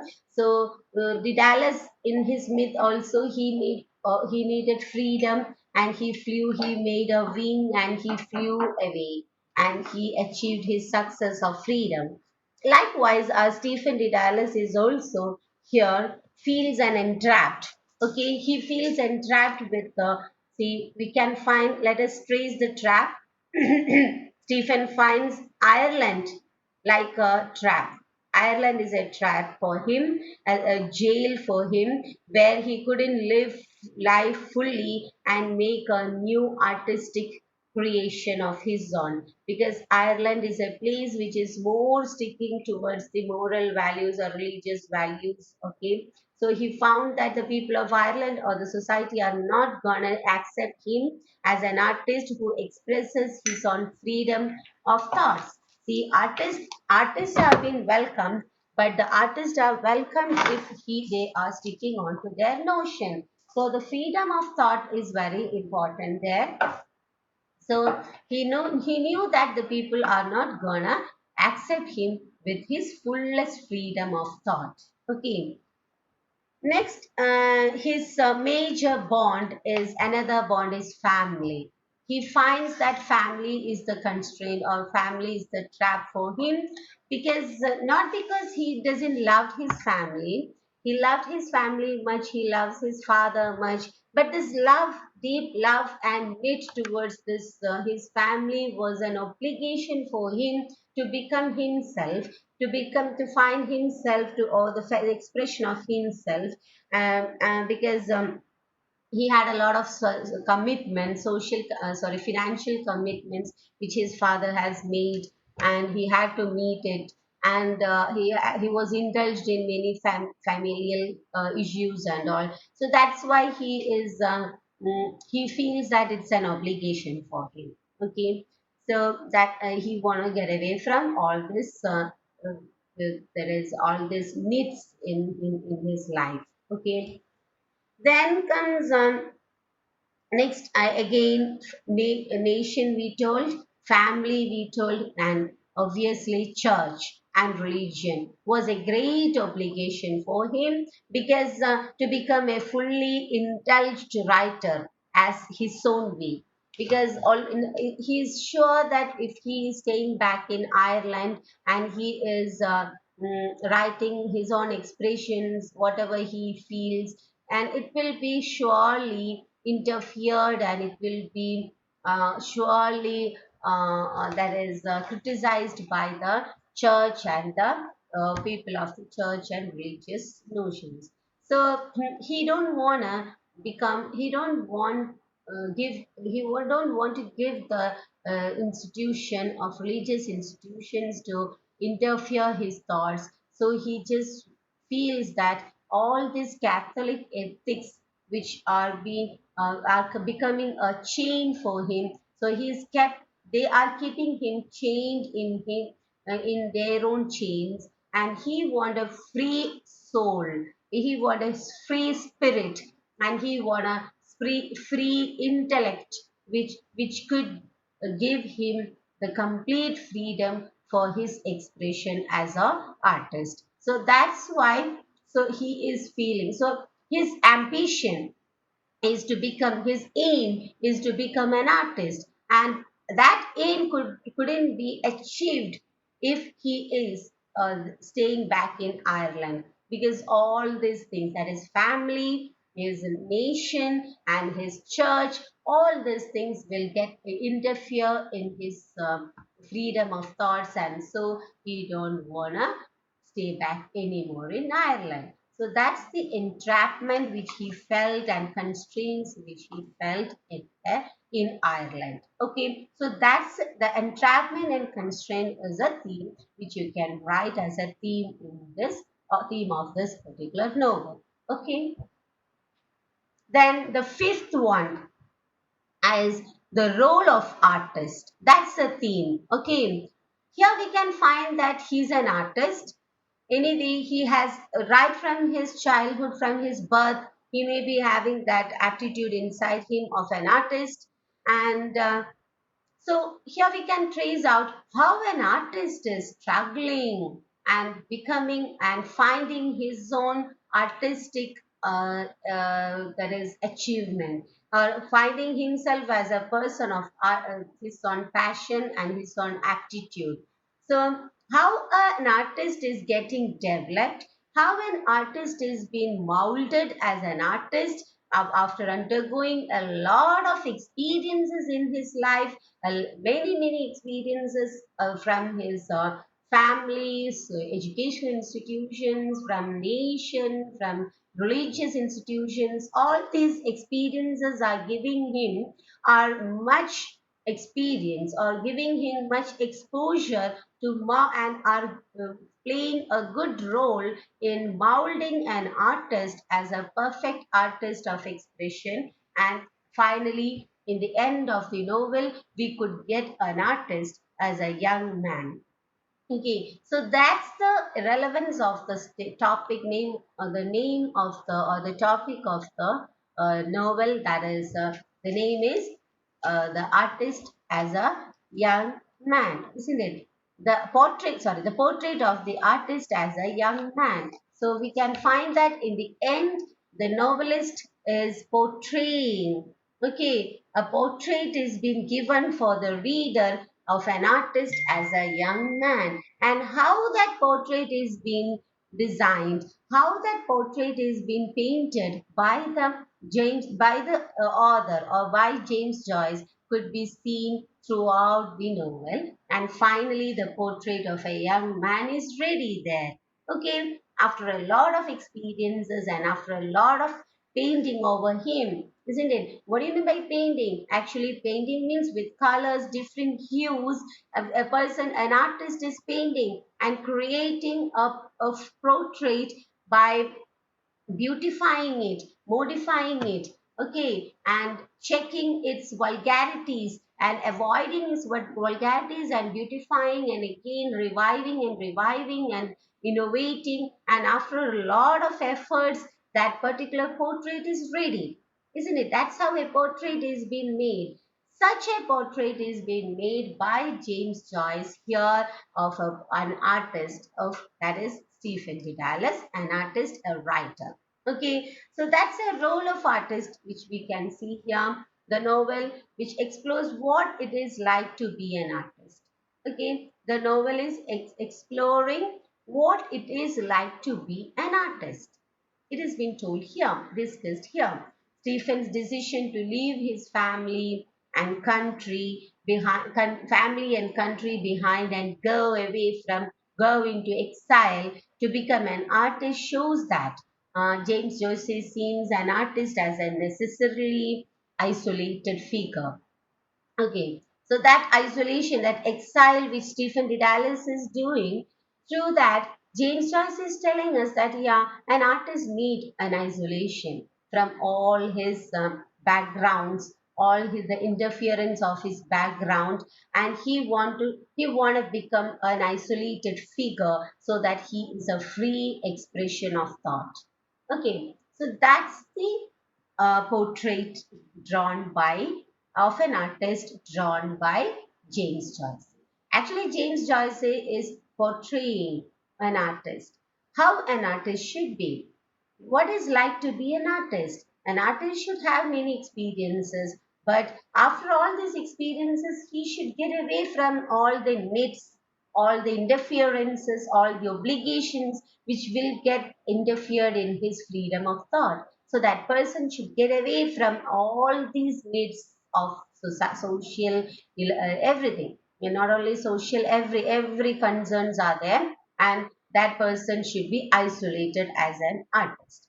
This is what James Joyce is trying to say to the reader. Okay, and we may find that this is the decision which James Joyce has taken to become an artist, and he's a writer. He's writing stories, and so he is a person who is getting away from, who has got away. If you are tracing his life, if you are interested to trace the life of James Joyce, you can find a Stephen Dedalus there. Okay, so it's very interesting. See, after this class you can do that, just go through this life of James Joyce. You can find a Stephen Dedalus there is growing. Okay, and the novel ends with Stephen's self-imposed exile from Ireland, because the Ireland's background, as I told you, the family, nation, church, all these are shaping. All these had shaped him initially. Is initial identity actually. All these things, all these that is family, nation, church, all these shaped his initial identity. Now that he won an identity of artist, so this shaping should not be done anymore, and so he is getting away from it again. And Stephen believes that he can clearly gain an understanding of Ireland by only looking at it from a far, at its objectivity from its far afar. Okay, so that's also another thing why he is getting away from Ireland, that he feels that by staying in Ireland he can't view Ireland in a good manner. See, once when he is away from it, once when he's going far, so from a farther view, he can observe his land in a better way, and he can understand it in a better manner, and he could comment on it and express on it. And see, we can find that he can become a voice for his own country in a true way if once he is away from it. That's the notion of, that's the understanding of Stephen Dedalus, and that's the very reason why he is getting away from the or needs of, or getting away from Ireland. Okay. Now the last theme. Let me complete it by telling the last theme, that is escape, independence, and the myth of Dedalus. Okay, that's the theme here. Escapism, independence, and which is closely related to the myth of Daedalus. Okay, so here we can find that actually, in the name of becoming an artist, what's happening actually? See, what's happening to a guy? See, if you are a social being, just think, just come out of all these notions of James Joyce and think that actually what's happening. A guy, he believes that he is being revived, and he believes that he is intellectual. He believes that he is in the right path, and he says that he should get away from his society for becoming a good social being, and he want to become a writer. What's a writer actually? A writer is a writer should have the, obviously a writer should have the freedom of his own choice and freedom of his own expression. But what a writer is? A writer is a voice of the society. A writer should be a voice for the society. And a writer is a helping hand for the society actually. And he is getting away from it. And so what sort of writer he wanna become? Actually, this it's a escape we can find there. That is, he want to be himself. He want his own self awareness. He is behind his self awareness. He is making his own self identity, and he want to enjoy his own self, not a social. He can never claim as a social being, as a person like this. Actually, this is a criticism which we can do on James Joyce, this particular work. Because see, what is a writer? Writer is an expression. A writer is a mouthpiece of the society. Society, if it is in need of telling something, if it is in need of reviving, if it is in need of something which should be a revolution should be needed there, then the writers are the only mouthpiece for them. They are the instruments, or they are the way through which a society could find its own identity, a social identity. And a person is behind a self identity and making his own self identity, and he's fleeing away, he's escaping away to become himself from his own land, where the land which has made him, the land which made him to grow there, the land which supported him, and the land which is his own. So this is happening here. So there's a theme of escapism there. And now let's see what's about independence. Okay, so, James Joyce presents Stephen's escape from Ireland metaphorically through its most important symbol and allusion of Daedalus. I told you. Allusion means, you know what's an allusion? Allusion means we are taking some references from other scriptures or other writings or other books, okay? And we are taking that reference. Reference means an incident, a story is being told and is referred, okay? And again, you can take allusions from your own experiences and talk about. So it's a story, a small story or an incident is being talked as an allusion. That's an allusion, okay? It is a reference taken from outside from the story or from the novel or something which we are discussing. So here again, we can find that a reference of Greek mythology is being taken, that is of Daedalus, a person that is an artisan. Daedalus is an architect, an artisan, and his story from the Greek mythology is being taken and is being used here to express, and his name is being put for a character, that is Stephen Daedalus. Okay, and we can find that that his story is being used by James Joyce to help more to express his own character. So that is known as allusion. Okay.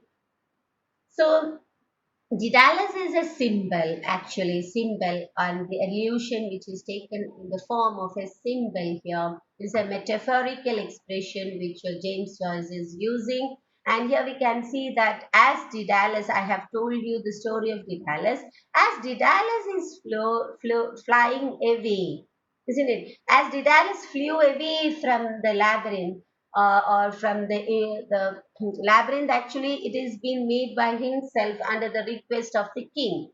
Okay, so all these are the needs, or all these are the things which himself has made. Daedalus has made the labyrinth, and again he is being caught inside it, and he's been imprisoned inside it, and again he's using his intellectual thoughts, and he's making a wings of with wax, and he's flying with the help of that wing. You don't ask me how a person can fly with a wax wing and all. Same as Kadayil Chodyalla. Especially in the stories of Greek mythology, we can't find any logical reasoning and all.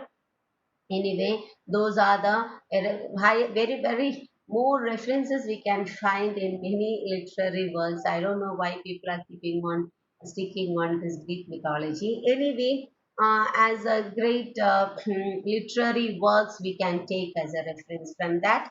Anyway, so it's happening. So here also the James Joyce, who never believes in such things, and who feels himself as as a rationalist, we can find that he is taking the reference from the Greek mythology of Daedalus. Quite conflicting. Anyway, come on. So so the Daedalus says here, actually, he is getting away from the nets which he has made, and he is flying, and he flew from the all the nets and all the obligation, all the imprisonment, and all the limitations which he had in the inside the jail, okay, or inside the prison. So likewise, we can find that here also James Joyce is portraying the character of Stephen, who is being caught inside the jail of family, inside the jail of nationality, inside the jail of religion, church, and he is making his own wing of as an artist, and he is flying away. Okay, he's exiling at last. He's flying away from Ireland. So Ireland is his prison. Okay, so Ireland is the symbol of prison here.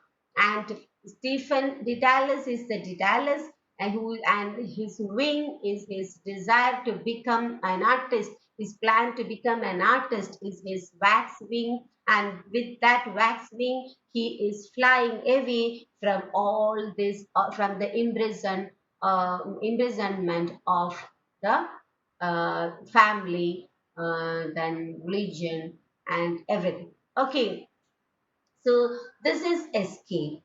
This is the escape, just like our Stephen de Dallas. And again, independence.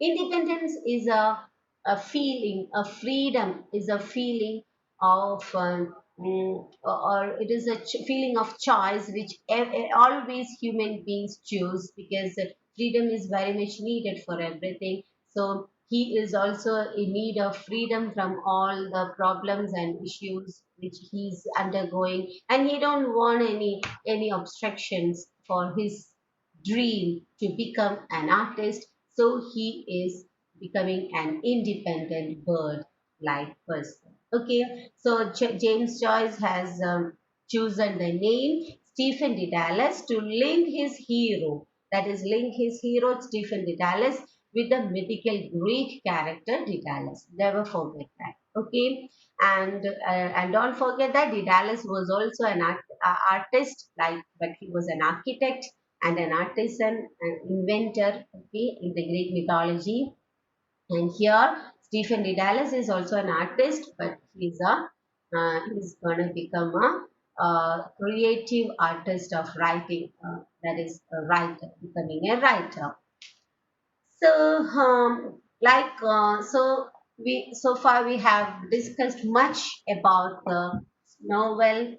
Okay, I think through the themes we could find the way through the novel in a better way, and we could understand the novel in a deeper manner. Now you have got enough stuff to understand, and if you are going through your textbook novel, that is MEG3 textbook, that is this book, you can find many more points are there. Say, I have given you the needed stuffs which could give you a good platform to understand the novel and understand whatever you read more about this novel. Okay, so now we have got a good ground for building up all other critical appreciations over this particular novel. And here in your textbook, if you're looking through your story, not textbook, your study material, you can find that, see, Ireland is being given here, Joyce's life is given, the European literary context in which he wrote is given here, then the English language modernism is being told here. Okay, all these are we have discussed, and now you have to read this. Okay, read the study material. It will be easily understanding, or it will be comprehensible now, because we have discussed all the nooks and corners, all the base for the every base for to understand any criticism or any piece of information which you could find over this James Joyce's The Portrait of an Artist as a Young Man, could be easily say easily encoded by your mind. Okay. Now, the second lesson is Unit 2, that is genre, overall structure and point of view.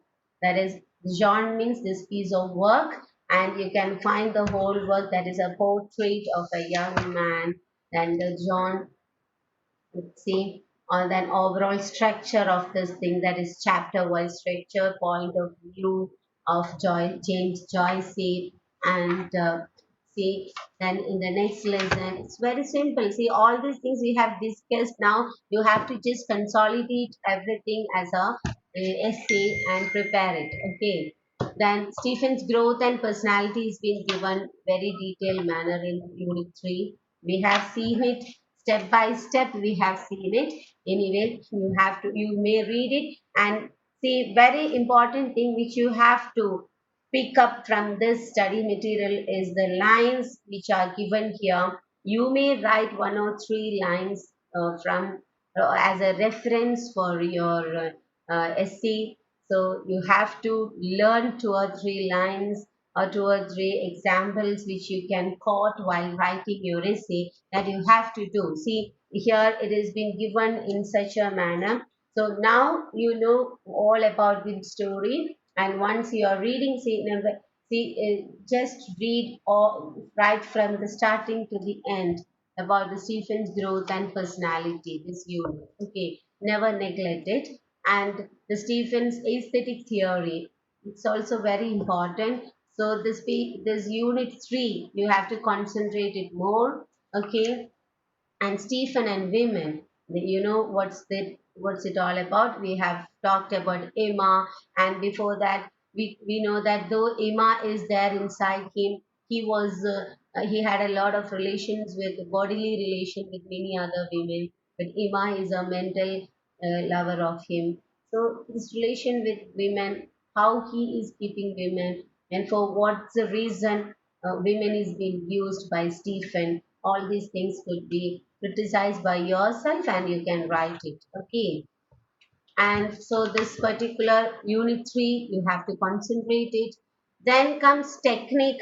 As I told you, the technique used here is stream of consciousness, and the style which is being used, say very simple, very see, as about the language used, as it is we know that stream of consciousness is being used here.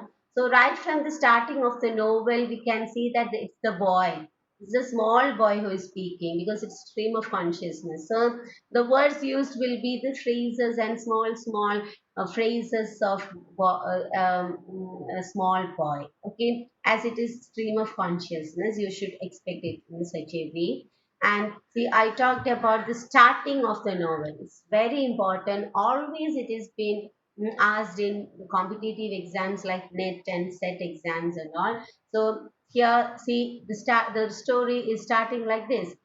That is the story the story which was uh, which this Stephen Dedalus is listening to his father telling. Okay, father is telling a story to him, and the small Stephen Dedalus is listening to the story. So the story is the starting of the novel. That is once upon a time, and a very good time. It was there. See, in page number 30, that is given there in your study material. There is once upon a time and a very good time. It was there was a moo cow coming down along the road. And this moo cow that was coming down along the road met a nice little boy named Baby Taku. Okay, so this is how the father is starting. So we used to tell stories to our children.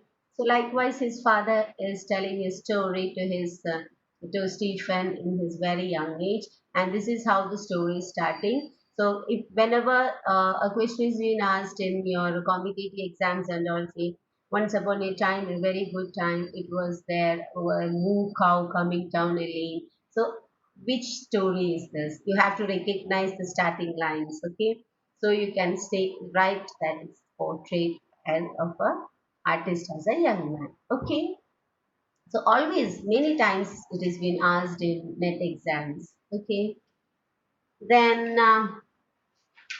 so it's quite so then the technique is being used, the repetition, symbolism, these are the styles, okay? And again, stream of consciousness, we have see an epiphany, see all these things we have seen. Okay, we have discussed about it.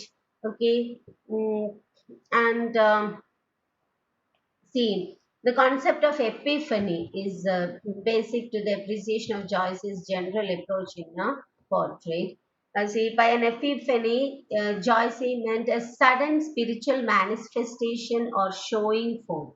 Okay, that is, with some stretching of the connotations of the world, it is possible to see a portrait as incorporating a sequence of related epiphanies in the form of a forward moving narrative. So we can find that these are the techniques used. You just read it, you can understand it more, okay? Then linguistic features used. So all these are appreciations, the techniques used. So these two lessons are very, very important. You have to read these two lessons.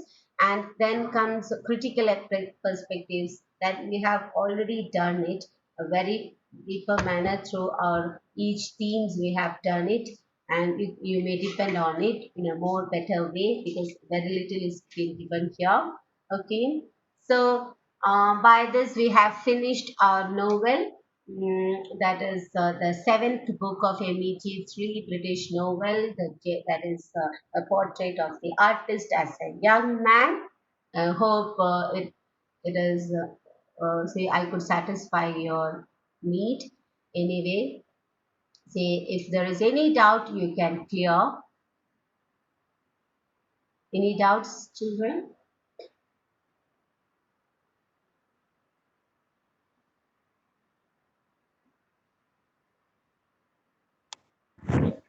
No, ma'am. Okay.